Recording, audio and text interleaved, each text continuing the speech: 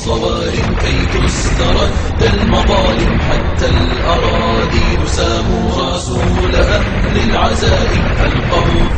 بسم الله الرحمن الرحيم. ولا تحسبن الله غافلا عما يعمل الظالمون. صدق الله العظيم.